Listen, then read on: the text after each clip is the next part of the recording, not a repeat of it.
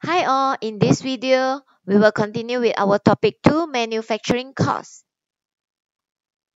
Let's see our subtopic 2.8 what is meant by product cost and period cost. Product costs also mean by manufacturing cost, inventoriable cost, which is included in our manufacturing cost. Example, direct material, direct labor, and manufacturing overhead.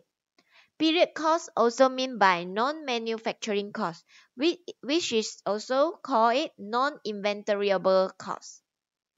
Example, all selling expenses and admin expenses, administrative expenses. Yeah.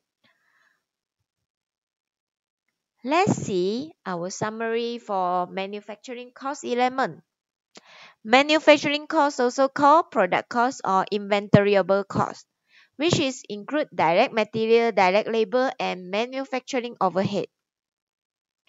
In this slide, I want to introduce two more costing. What is meant by prime cost and conversion cost? Prime cost is our primary cost that include in our manufacturing our finished product, which mean by prime cost is formed by direct material plus direct labor.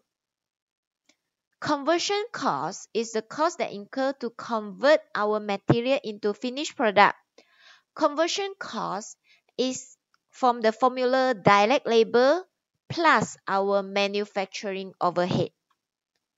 I hope at the end of this video, you can know what is meant by product cost, period cost, and also the new term that I teach you, which is prime cost and conversion cost.